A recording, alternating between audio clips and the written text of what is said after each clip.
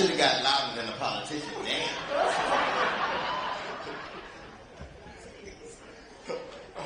Today, we are also joined by someone who understands that this work, we are all about, say it again, someone who understands that this work we all are about because she has been fighting and delivering for people her entire career. Vice President Harris, we are eager to hear your words of insight, your vision, and your commitment to advancing the cause of black businesses and ensuring everyone has the opportunity to be successful.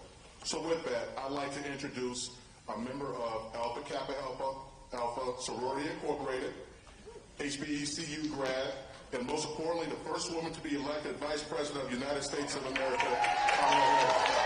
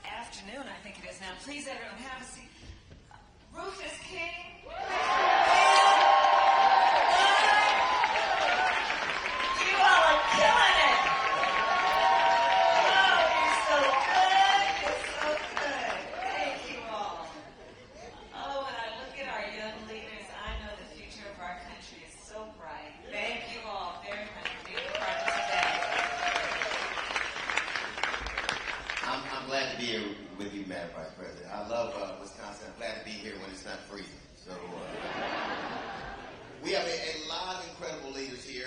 First off, we'd like to acknowledge, thank you, James Phelps, who did that introduction where nobody clapped for me. I appreciate that. That's great. We have Deputy Secretary Wally Adeyemo. Is he here? Is he here? Stand up. Stand up. You can stand up. We have Acting Secretary Adrienne Todman. Is she here? Hey, let's do this. Why don't y'all stay standing until we finish? Just stand up. It's not a raid, I promise you.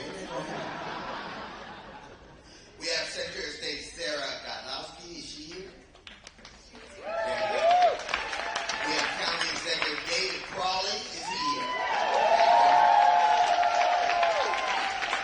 Mayor Cavalier Johnson with a cool ass name, that is. And of course, Senator Tammy Baldwin is here. That's right. It is so nice to deal with elected officials that are not under indictment. I tell you, that's what it is. I'm so happy. I've always been a huge fan. You were my senator from California. I've been very proud of what you're doing, and to me, this is essentially what you did in California. I'm very proud of the work you're doing. But this is the third stop of your National Economic Opportunity Tour.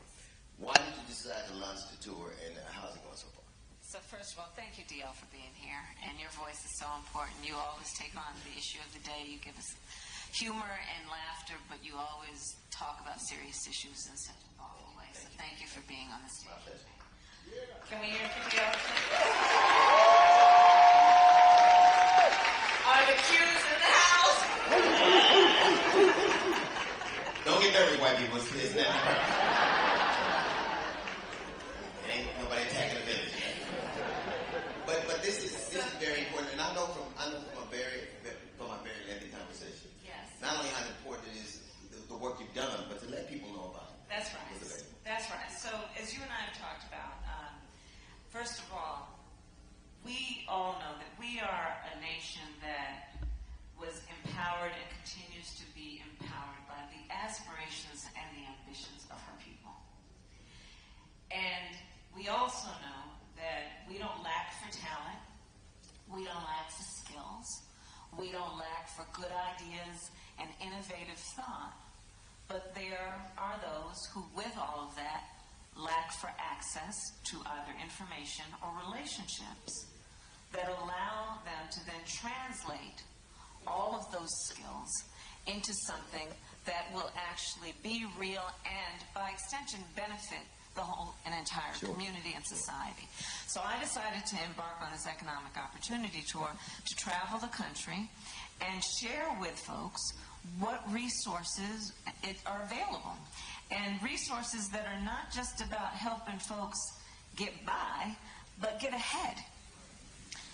We know that we all want an opportunity, if that is our life's calling or ambition, to be able not just to have a job, but to create wealth. Intergenerational wealth, to contribute to the economy of the neighborhood, of the place where you live, and by extension, our country and the world. And so this tour is designed to get that information, because we are doing extraordinary work. I mean, I look at Mr. Phelps, who introduced you and I, his construction company. I was talking to him earlier. He has about 100 employees, and or 50 employees, but or actually, where is he? There you are. How many employees as of now? 50 employees. And I was sharing with Mr. Phelps that we, the President and I, because of the Inflation Reduction Act, the Infrastructure Act, we are dropping trillions of dollars on the streets of America right now to build back up our roads and our bridges, our sidewalks, to invest in a clean energy economy, to deal with the climate crisis in a way that is about building up adaptation and resilience.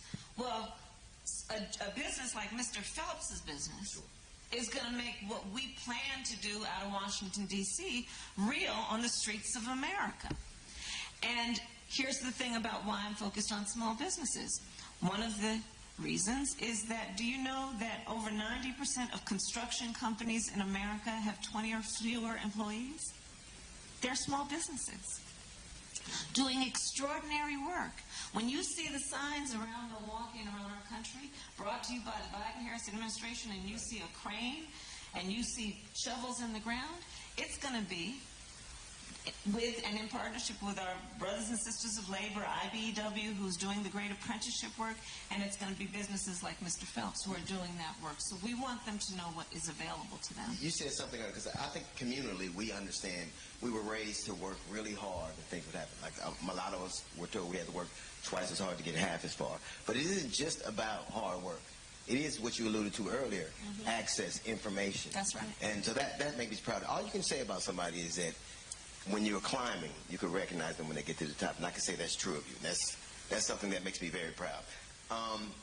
You are doing those things to expand access, and we talked about that. But the homeowner aspect, that is a chip in the game. That's a big chip in the game. That's right. That is access to capital.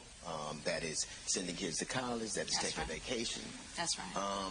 But for us, the path is a little curvier than for a lot of people. That's right. What are you doing to mitigate some of those things? So part of how I'm thinking of this economic opportunity tour in general is to acknowledge, speak truth, and acknowledge both the opportunities that exist, but also the disparities and the obstacles that exist. So let's talk about black home ownership. Without spending too much time on a history lesson, first of all, nobody got 40 acres and a mule. Then you look at, for example, and I'll jump around, what happened with a federal policy initiative that said about the greatest generation, those who fought in the wars that established America's leadership on a global scale. Let's invest in that greatest generation when they come back. And there were substantial federal dollars through grants that then went to those mostly servicemen who are then veterans coming back. So when there was this incredible boost around home ownership, let's invest in their ability to buy homes. Incredible boost. However, the black servicemen did not get full advantage of those loans.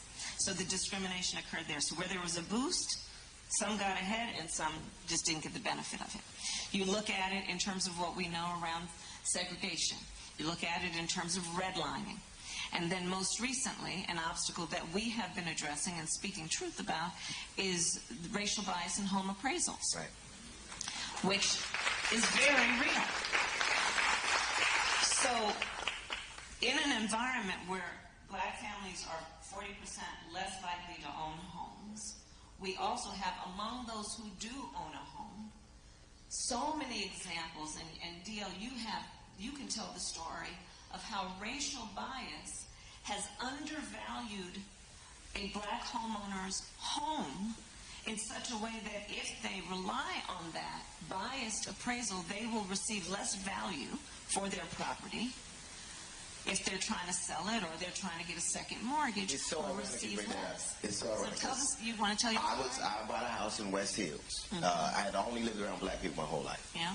I bought a house in West Hills, California, which is the basis of the television show I did called The Hughleys. I go to sell that house because my wife said we had to move. We'd owned that house for a couple of years. We'd done all these improvements. My real estate broker said, well, you gotta take your pictures down and take down, the jet magnet, take down anything that you didn't know who lives here. And of course, I was like, nah, I'm not gonna do that. They came, the appraisal came in so low, the bank contacted us, and it would have had to been a home in disrepair. The home that's on TV, like I'm on TV with this on. Right. They sent another appraiser out, and they gave me $200,000 more. And it was interesting to me. I'm like, the fact that I actually wrote this in my book, and we talk about it on my show all the time. This happens to black people consistently. Yes. Well, we have to now. I just keep actual pictures of white people in my house, just in case. You ain't gonna get me twice. I keep them in my wallet too, just in case the police. I'm just telling you, this is just me. But these kinds of things, these microaggressions, are things that I've been around a lot of administrations. I don't know that anybody has done it as succinctly as you all have. And because we need to just call it what it is, right, and then deal with it. And so how we're dealing with it is, one, to tell the truth about it, because there are countless stories of a black family doing just that, actually, of then talking with a friend who is white and asking them to put in their family pictures and to bring the appraiser in, and a substantial difference around how the home is appraised. So we just need to deal with it, knowing that, for example, one of the problems here is that a very small minority of home appraisers are people of color. And because this is about people of color to black people and other people of color. And so we need to deal with it on that level. The other piece of it is that we are now requiring that home appraisers be trained on racial bias. And we have set up basically a report line to let people know there is somewhere to go with this information. Because too often, people who are the focus of unfairness know it's unfair, right? You don't need to be taught that it's unfair. But sometimes just feel like there's nowhere to go with this. I'm just going to have to accept it. And this is unacceptable. And so we have set up a system to make it so that there is somewhere to go with this information.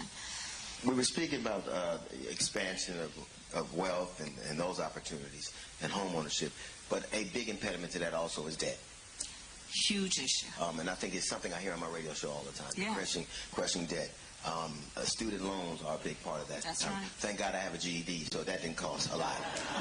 So while y'all were studying, I was keeping all my money. But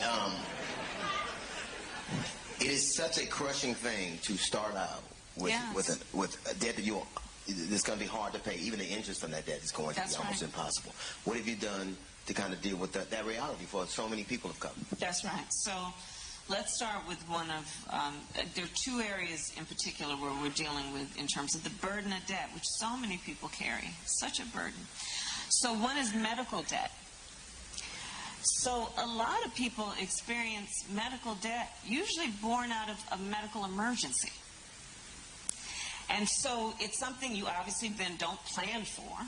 It is something that happens. And then people have these hospital bills, these doctor's bills, that can be in the tens, hundreds of thousands of dollars for an unexpected emergency.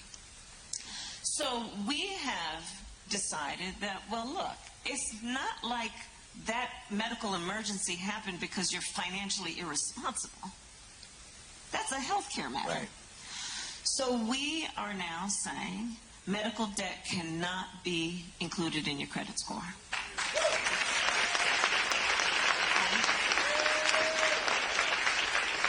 Because after all, your credit, well, first of all, everybody these days knows their credit score like you know how much you weigh, right? You can get a little app and look at it. Some people look at it on a daily basis. And check mine, Lou. Check my credit score right now. And we know what that number means in terms of your ability to qualify for a small business loan, a home loan, a credit card, a car loan. So we are saying that cannot be included. The other thing that we have said about medical debt is that it cannot work against you when you are applying for credit.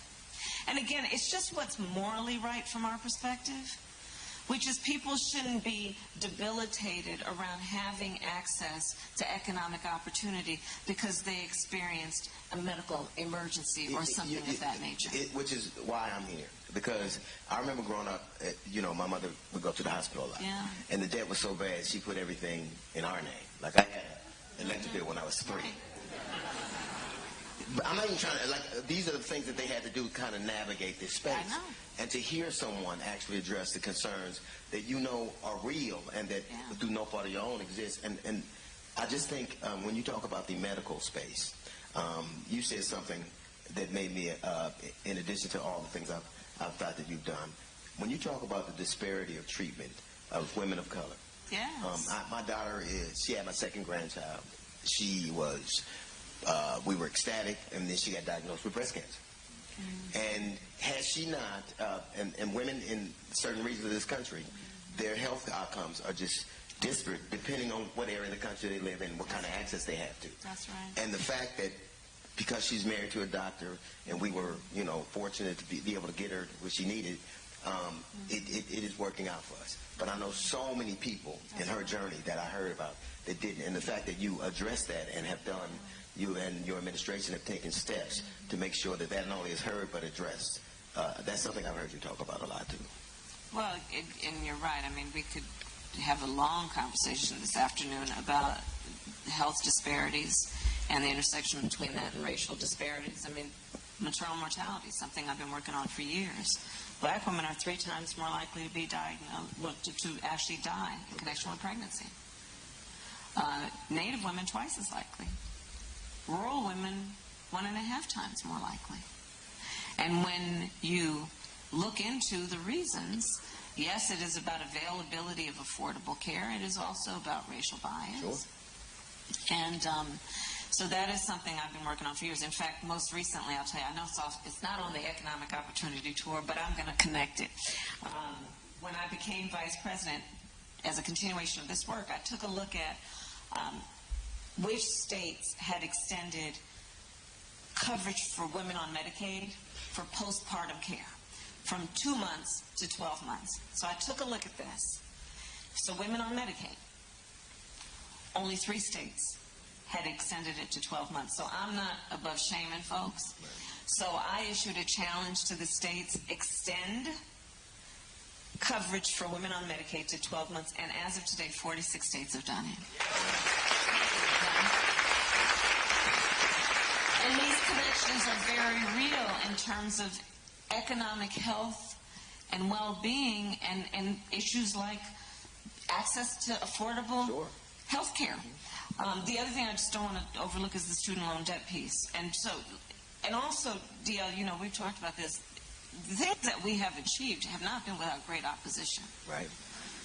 Right? So student loan debt, you all may remember, we actually had a much more ambitious plan, but there were forces working against that. Sure. So then the president said, well, I'm going to go and do it on my own to the extent I can without Congress or without the courts supporting this.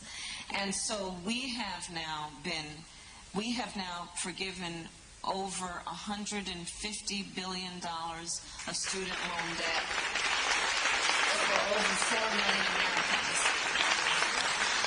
And one of the pieces that is particularly important for me, because my first grade teacher, Mrs. Frances Wilson, God rest her soul, attended my law school graduation, and I love our teachers. We made as part of the student loan forgiveness plan that public servants, so nurses, firefighters, teachers, would get double the amount of debt forgiveness Because God knows we don't pay them enough as it is, and they have dedicated their lives to service. And again, it's what's smart, but it's also just what's right. It's fair. It's just fair. I think you're absolutely right, and I think that it is a shame that we live in a society that separates people like that, where women aren't making with it. You know, I want women to get all the money that they deserve, and then give us our change back. That's what I want. I want that to start happening. So you could do that too. Let me just say, I have talked to DL's wife, and she is so strong and funny and smart, and I'm just going to say that you are lucky that you are married to her. Did she call you or something? You know, I am here specifically because I remember when we had a conversation at the dinner we had, and it was not always, it got contentious, and I had to apologize to you because I had let a media narrative co-opt my perspective, and I think that tends to happen with women and people of color. I think that we oftentimes hear this call, this sirens call that is so mesmerizing that sometimes you believe it. And I had to apologize to you because you were a prosecutor. I grew up in California. I love that state, and what I saw happen to it, I equated it with, you know, elected officials, and I lumped you in with it. But some of the things that I have subsequently come to learn about you not only make me proud of you, but make me be an advocate for you. I'm proud of the things you've done. I'm proud of what you're trying to do for this country, this administration is trying to do for this country. And I can say in front of them, I'm sorry that I ever let somebody tell me what I should have known from the beginning. And I'll use my voice, I'm not a paid, I don't even like politics all as much. It's ironic to me. But I think you have done what you said you would do, and there was a time that I didn't believe it, and I have to say that I'm sorry, and I'm going to do what I have to do to make sure you get the word out and make sure that people understand you have done everything you promised, and I am proud of you. So, Oh, dear.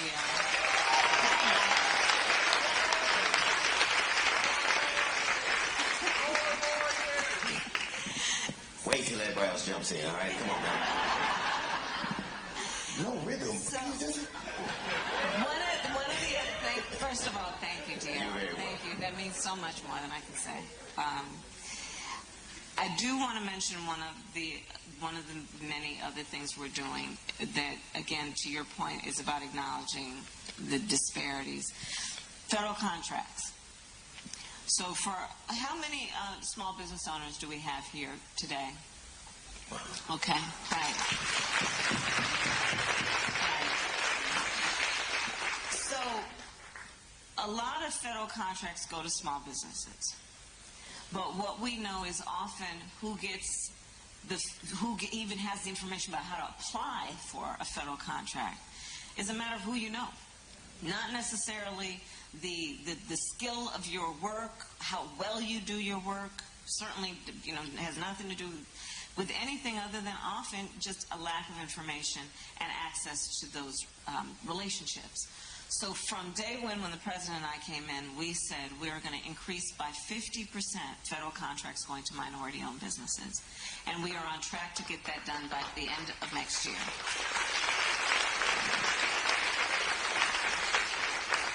And I mention that to say that the work that we have been doing is about creating incentives for folks to apply, but also holding the federal government to account for measuring how we are doing this work and being intentional about it. And I think that's so very important. And that's where, look, who's in the position of power matters. Because, one, if you don't even have any level of awareness or interest in these disparities, you're not going to get anything done on them. And then when you become aware, if you actually intend to get something done, you have to hold yourself and the system to account. And I will say that is part of the method of our approach to a lot of this work. Our work includes, for example, like let's have metrics. Let's say, for example, we know the history of black homeownership. We know the history of bias and laws that prevented equal access to that opportunity. We have now proposed that if you are the child of parents who or you were raised in a family where the folks who raised you were not homeowners, when you want to go buy a home, you will be entitled to a $25,000 grant toward down payment for a home.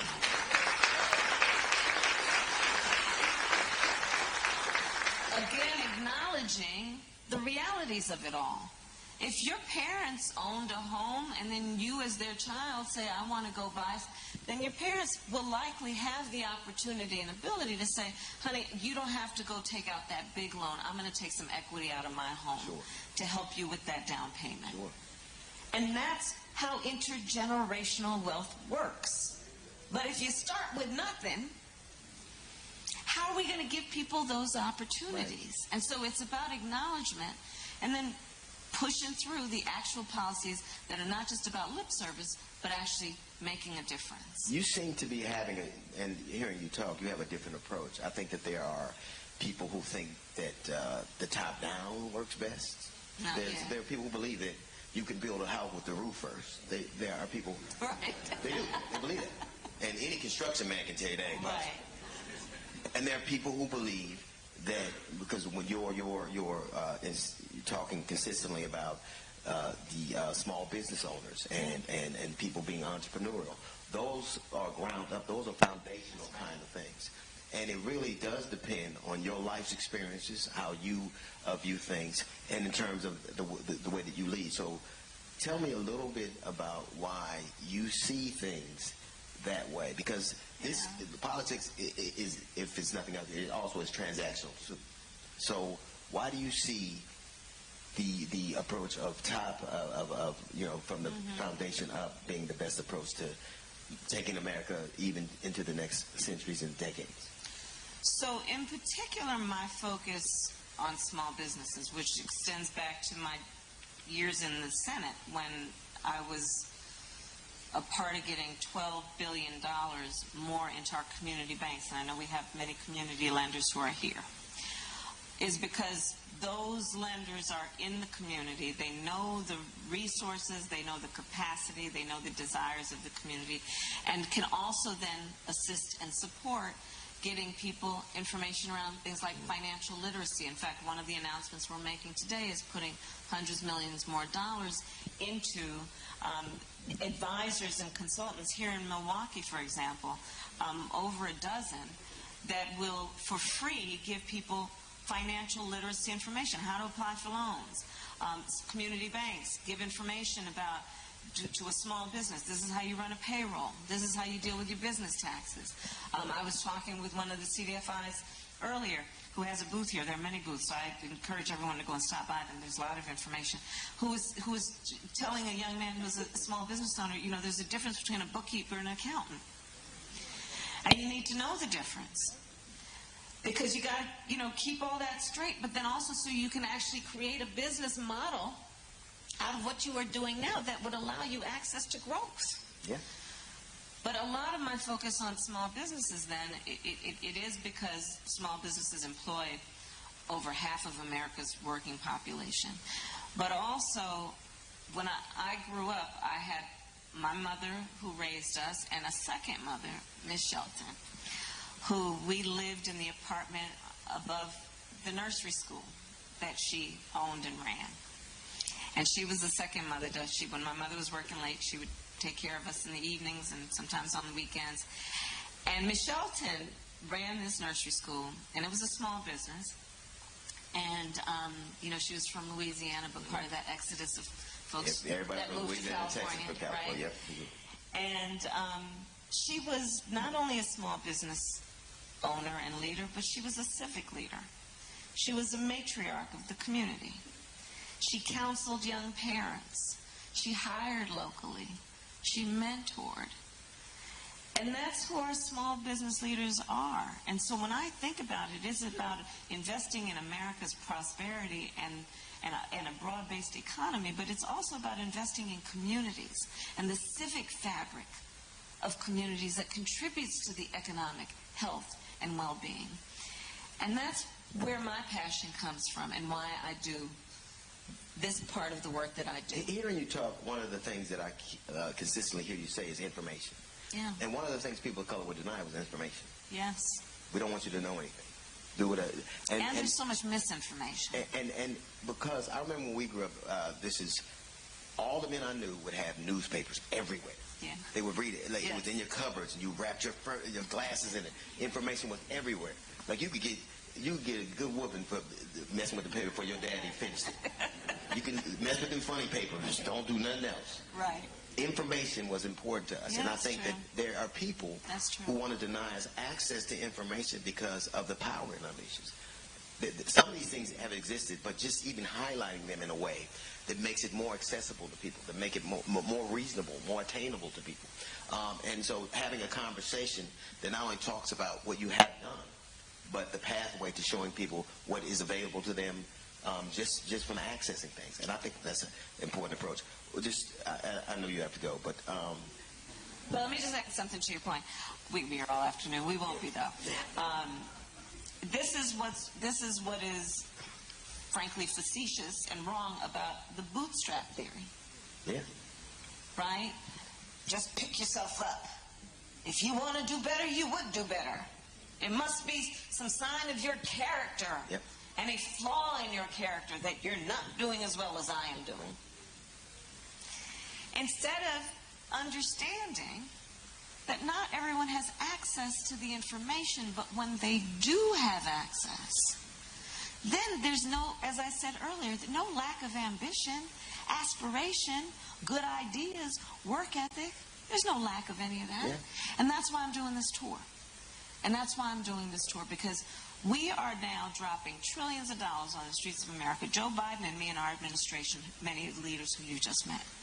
And I want to make sure that everyone who needs to know how to be a part of this actually has the information to be able to then do the work. I'm proud. Like I remember when you were talking about the infrastructure, and you were talking about the Department of Transportation. Yeah. Well, like I remember Sugar Hill was in California. Yeah. They started the 10 freeway in a black neighborhood that had already pulled itself by bootstrap. Right. See, a lot of times they'll have a conversation with us after you've taken our boots, then you say we never had any. But the Department of Transportation built deliberately through neighborhoods of color. And the fact that they called it urban planning. They called it urban planning. Those freeways cutting through neighborhoods all over the country. And if you know the history of that, and find an administration that is dealing with it and to the best they can, like whole neighborhoods. In Dallas, a neighborhood, the wealthiest neighborhood, was owned by a black man named Bob Jones. They took it with the Army Corps of Engineers and the city planners. So the fact that renewal, they used to call it urban renewal. Yeah. The fact that through your administration and through the infrastructure bill that you guys passed, you are finding ways to it's certainly not reparations, but it is a level of restorative justice where you say, we did this, we're going to try to do this to undercut some of the damage we've done. That's important too. Well, we want to be intentional. But to your point, for example, it's something else that we've done.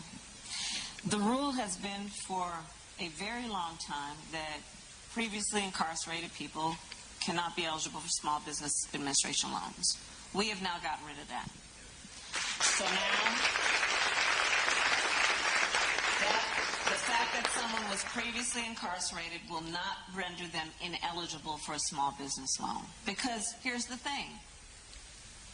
We believe in second chances. I believe in redemption and the ability of all people to be able to come back, and we need to give them the ability and opportunity to do it. Here's another thing that's very important, and I ask all the leaders here to help us get this information out, which is why we have invited the leaders who are here. You are business leaders, you are opinion leaders.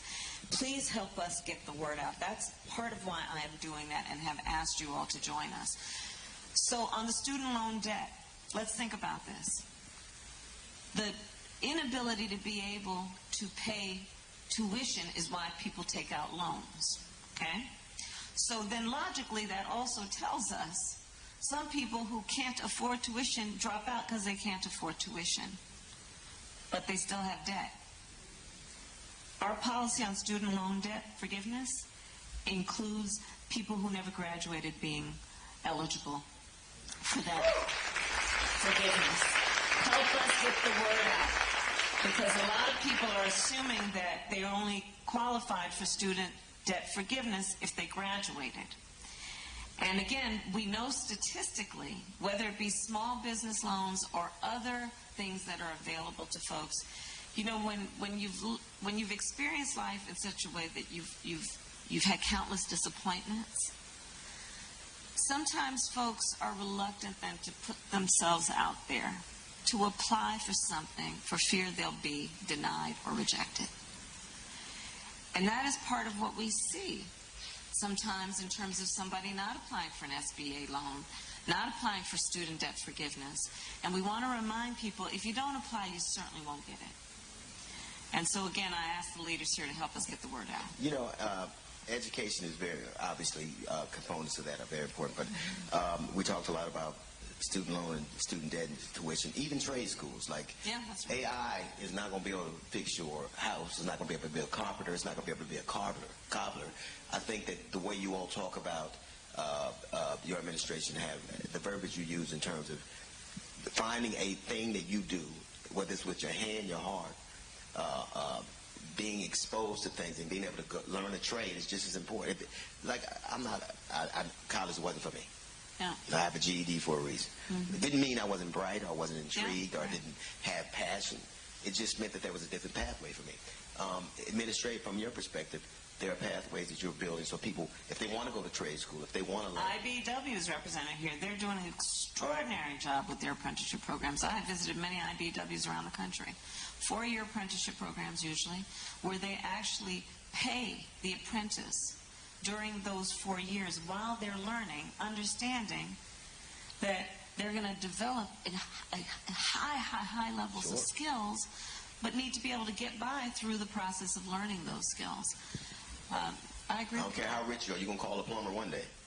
I don't care. Or a craft or an electrician. Yeah. Or, right. And I think that's very important. I mean, I think that there has been a tendency for these things to play above people's heads, and to the degree that they feel like they're not involved in the conversation. That's I know right. a lot of young black men I talk to feel as if they're not involved in the conversation. That's right. And I think that that's something that one of the reasons you're doing this tour is to address the cynicism that they're not being involved.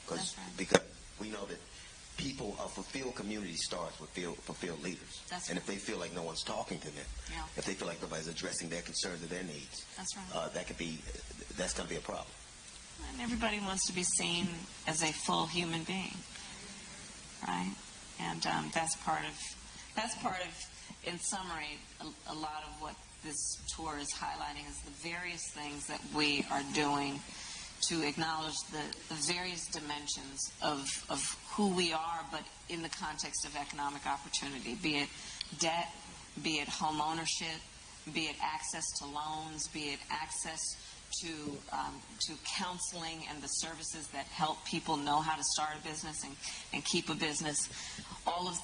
There's a method to the madness, if you will, which is truly about seeing a whole human being and understanding that when we give people opportunities, you know, this is the beauty of human nature.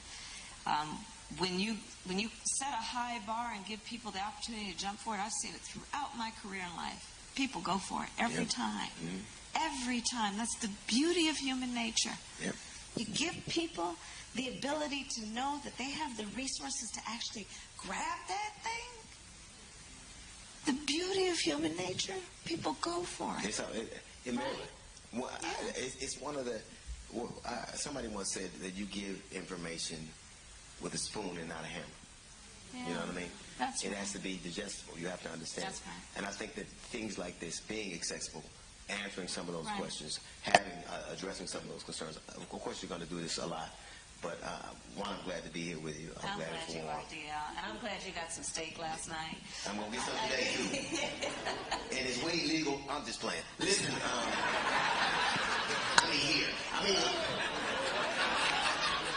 you said steak. Let's, every time I have a chance to engage with you, I come away even a more fervent supporter. Thank you. I think what you're doing is only a tip of the iceberg in terms of what you're going to be able to accomplish. So thank you for allowing me to be here.